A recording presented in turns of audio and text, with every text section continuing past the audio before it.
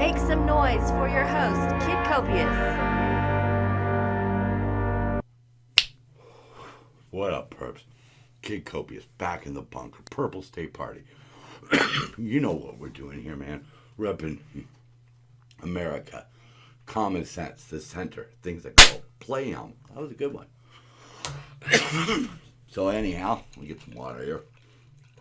Get it off that old sippy cup. So, boom. You can see today's episode is entitled can we pause the politics? Not off to a flying start here, but you know me. I'm not going to edit this. This is raw. This is who I am. This is how I roll. You know, we've been in this pandemic for quite some time now. It's really affected a lot of people's lives. And at this point, it's really getting wackadoodle out there, man. You know, when this first hit, Trump organized Operation Warp Speed. He got us a vaccine. And Democrats such as Kamala Harris said, I'm not going to take a vaccine that was developed by Trump. Oh, and all the Democrats said, oh, it's not good because it's developed by Trump. And then somehow, some miracle, they ended up getting Biden as president. And all of a sudden the Democrats were like, I want the jab. I want the jab. Everybody get the jab. Man, mandates. And then the Republicans said, well, I ain't going to take it. I ain't going to do what Joe says. In reality, we shouldn't have to have mandates. Really, in my 50 plus years, I don't think the government's really ever told me what to do in the same way that they're doing with these mandates. You know, showing papers. I mean, I don't know. I mean, there are some parallels with driver's licenses and, you know, things like that. Credentials to get into buildings that I have to get into. Things like that. I understand that. But the problem here is that we just need to get vaccinated and we need to move on from this. We need to put this in the rear view, you know? And we're not going to do that if we just keep playing partisan. And it's the media, okay? It's the media. They want to advertise. They want to make money. Those are the things they do. They advertise and they make money. And how they do that is to get clicks and viewers. You know, and I'm sure you all understand how it works. But they're pushing the buttons that are keeping us on the left and on the right and fighting over everything. And the vaccine is a great example of that. You know, first the Republicans were all for it because it was by Trump, but now Biden has it and Republicans don't want to do it. But, you know, oddly enough, what I'm finding is I'm finding people of a certain demographic that I know, and they're afraid of the COVID, but they're more afraid of the vaccine. And I'm talking about, for the most part, black people that I know. And I can understand their distrust of the government and their distrust of the media. The media has portrayed them poorly. The government has absolutely violated their rights. I mean, look at what happened to people back in the day. You know, Billie Holiday, Martin Luther King, Malcolm X. You know, these people face extreme racism. So I understand why they're hesitant, and we haven't done anything to fix that. We haven't earned anybody's trust lately. And the reason is because it's lies. The politicians make big promises and then they don't deliver. And they find ways to wiggle out from under it. But, you know, a lot of people see that. And you may still vote Democrat, but you know what they're doing. You see what they're doing.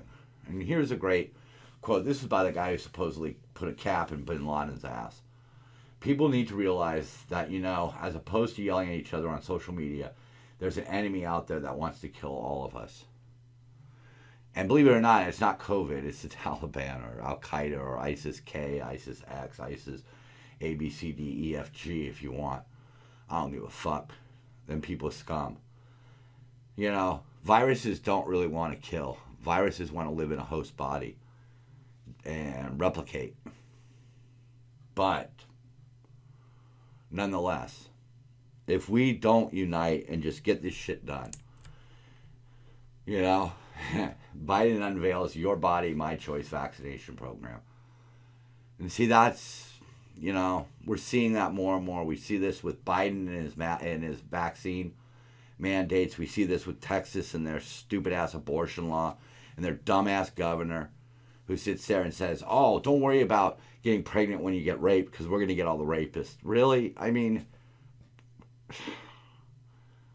if we don't start demanding better out of our politicians pretty soon, we're all screwed, man. We're all screwed. Biden announces civil war. Yeah, that's what I'm talking about. Because it's just getting out of control now. You know, we don't have to have a civil war between the North and the South. We can have a civil war between us and them. You know, right here. Purple Army, man. You know, fuck red, fuck blue. You know. Whew. Recording this on September 11th. I'm not going to talk about it. It's very hard for me to talk about it without getting emotional.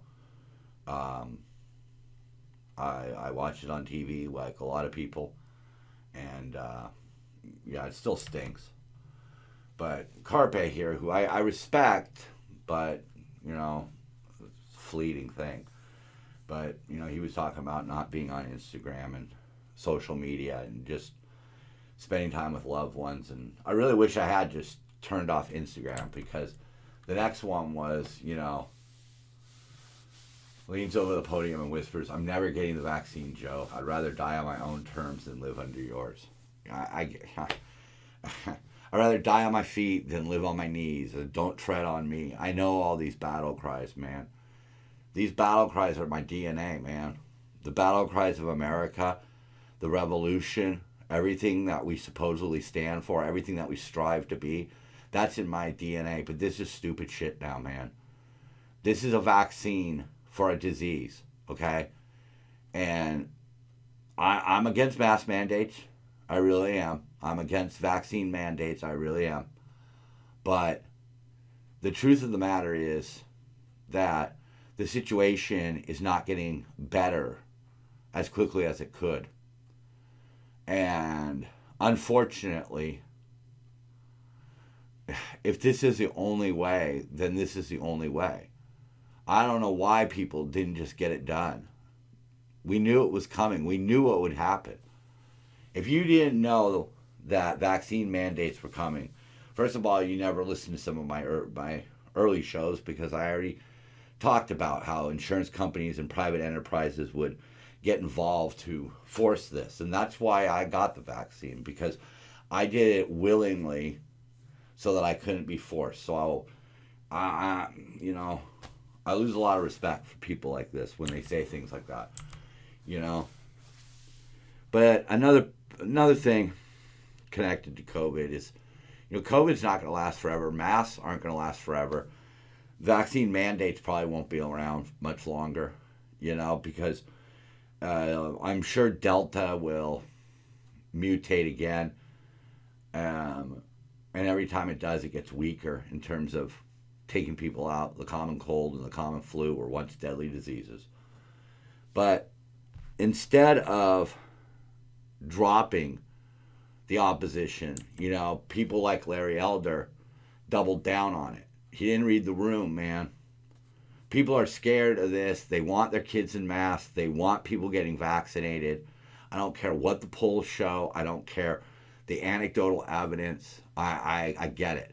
People want people to be safe. They don't want to live in fear, okay? A lot of people live in fear, all right? You know, I've been through a lot in my life. There's things that I fear. I fear booze. So I do whatever I have to do to combat that. You know, I can't watch movies or TV shows such as Breaking Bad. I can't, because even talking about it for this brief second, I hear the voices in my head. But I have to fight against that. I have to fight against those demons. I have to fight against those voices. And we have to fight against coronavirus. We have to get it over and done with. But masks aren't going to be here forever. And when you make it a central point of your campaign that you're going to undo mask mandates, you missed the big picture, Larry. You really did. I'm very upset about that. We could have had our first black governor here in California, but I think he blew it.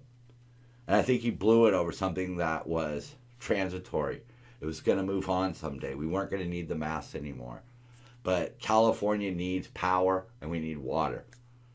We don't have either of those, man. My AC was shut down this week. I came home after working outside in 100-degree heat, and I had no AC at my house, man. And then I had to take a really, really cold shower. And that's wasting another resource that we don't have, water. But speaking of Larry here, you know, you can see that picture that's up. You know, that lady in the back there with the pink wig and the gorilla mask threw an egg and used the N-word. And for the most part, the media didn't want to discuss it. People didn't condemn it. And again, that's where we need to pause the politics. Because it's not okay, you know, for that kind of shit to go on. You know, I remember in soccer when people would show up in, you know, over in Europe, people would show up in gorilla masks and throw bananas at black players and say, here's your paycheck. I mean, it's not right. And it doesn't matter that he's a Republican. Is that really what we're going to start saying around here in America, that your political party is the thing that defines you? And so if you're black and Republican, you're fair game? Is that really what we're going to allow this to boil down to? And funny enough, the people who are on the left, these Antifa fucks who claim to be anti-fascist, they're the people who do this kind of shit. This is fascist behavior. This is what Nazi Germany looked like when it was okay to go after certain people. The government, the media, the citizenry basically said it's okay to go after these people. You can throw eggs and stuff. You know, and the sheriff, Villanueva, who, you know, happens to be a Democrat, you know, I'm sitting here somewhere and I can't find it because I'm an idiot. But he's a Democrat. And he's incensed by this because it is a hate crime. That's what that is. That's what that bitch in the gorilla mask committed. That was a hate crime. She used a racial epithet and threw stuff, assaulted him, wore the gorilla mask. I mean, all of it. You know, where, you know, are the police confiscating cell phones? Because to me, this is worse than the Capitol riots. Because this is indicative of where we're going. And what I want to know is, first of all, do you really believe that calling a black person the N-word is okay if they're a Republican?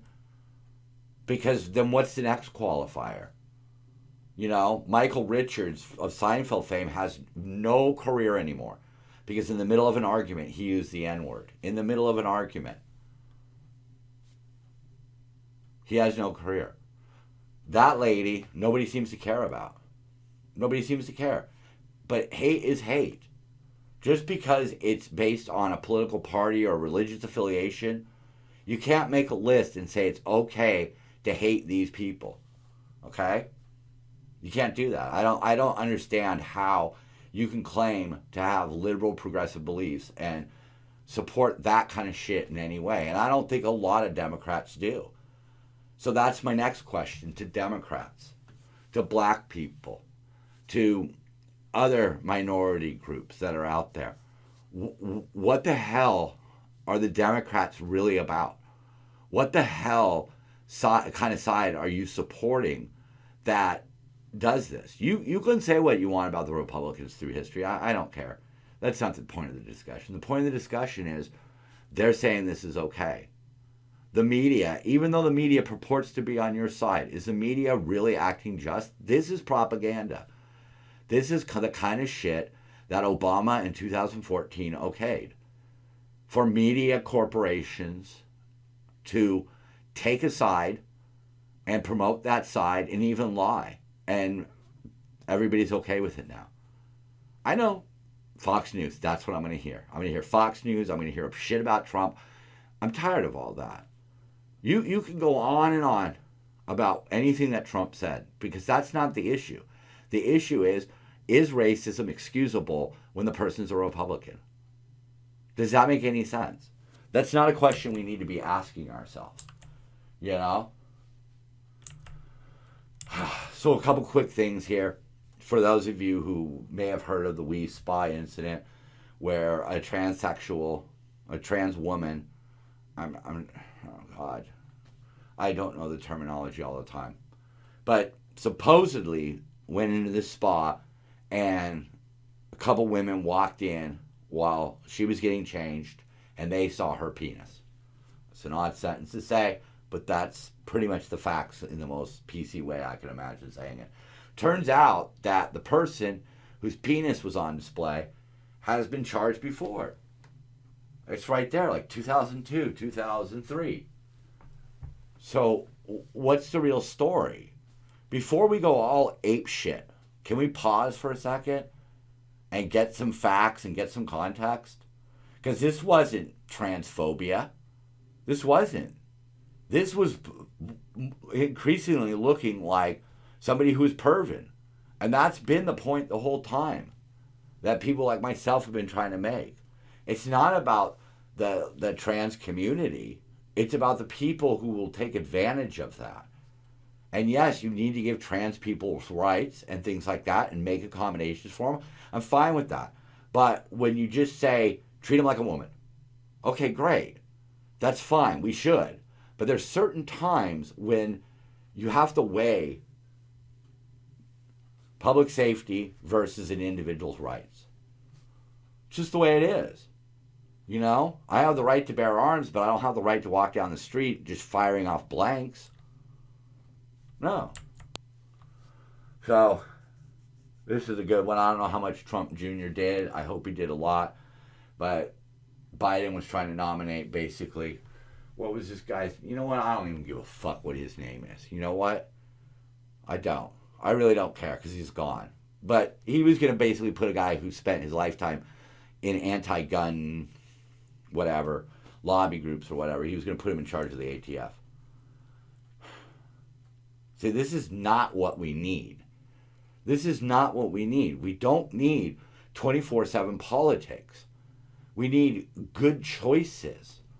We need a government that is has oversight on the money they're spending. We need a government that weighs the public good with the individual rights.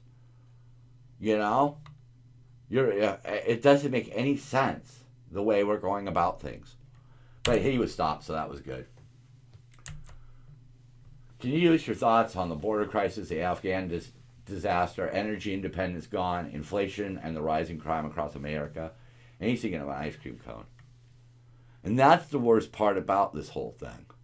Forget how the election went down, okay? Forget about that, okay?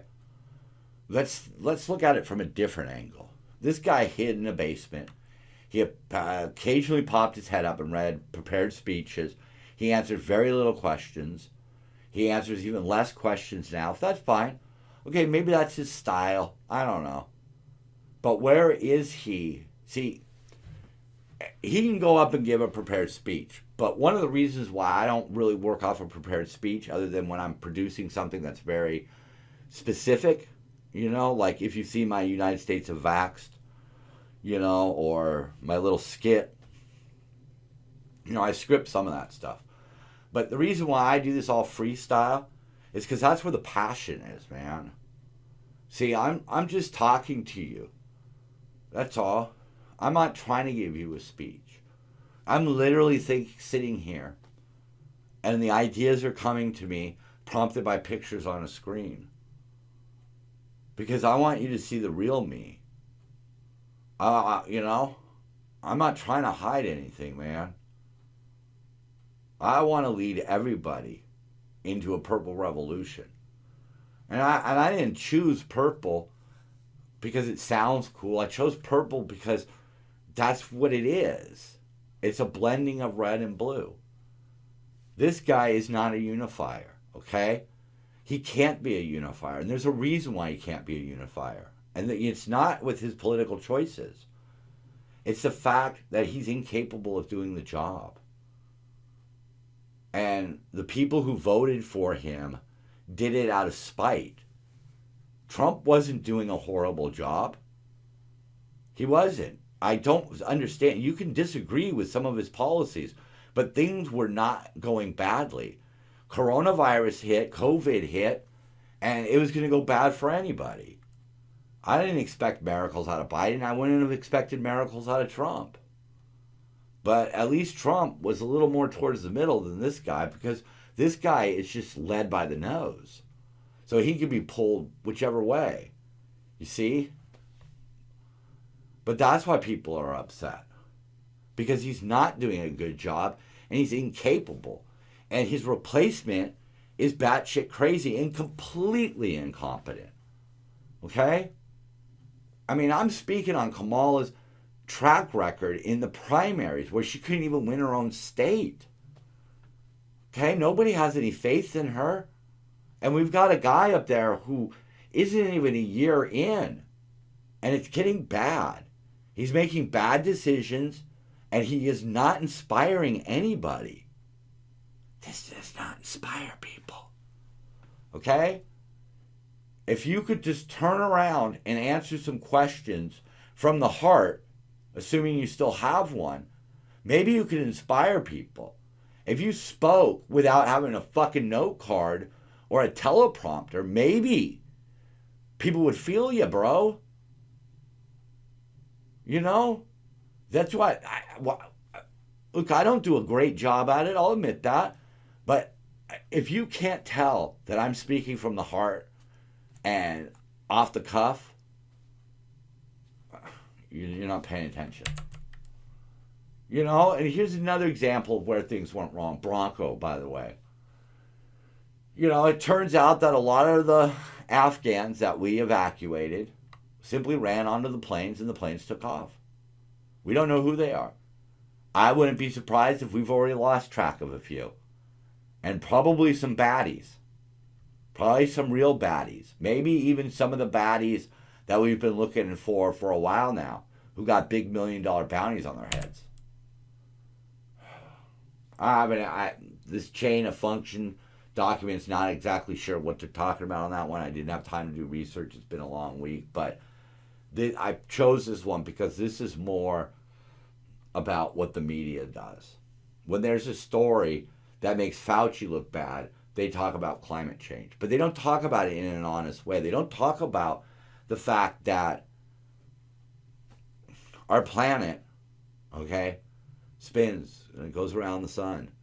And it's not very precise. And every so often, and things change. The Sahara, as I always say, the Sahara used to be a jungle.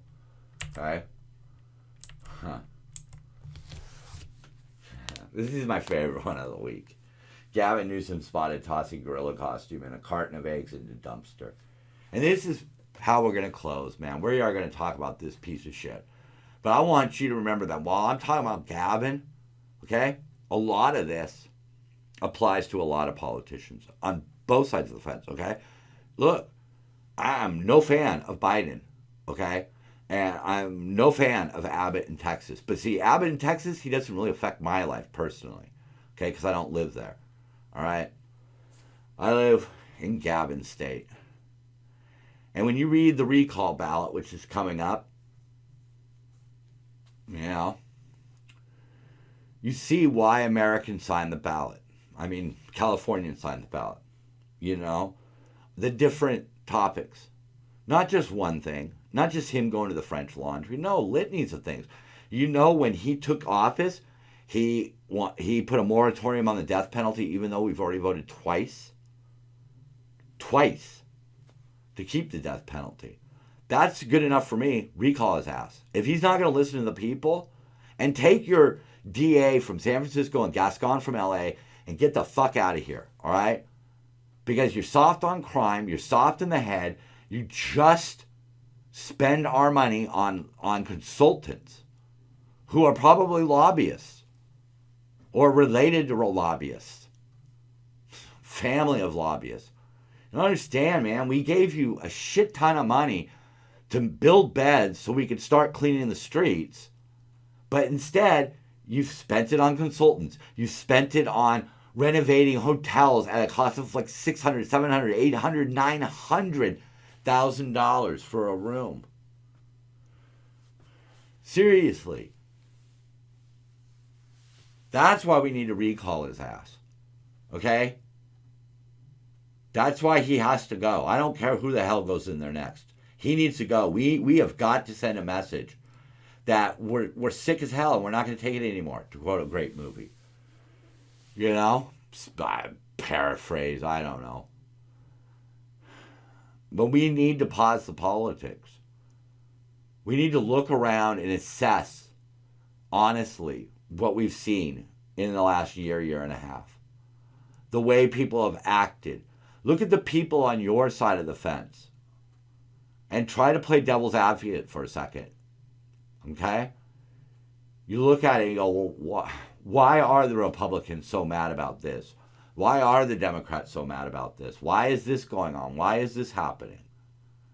And you realize that what you have right now is you have one group, the Republicans, who are the rich people trying to hold on to everything, and the Democrats, being the new money, trying to turn over the old way of doing things to the new way because they've invested in it.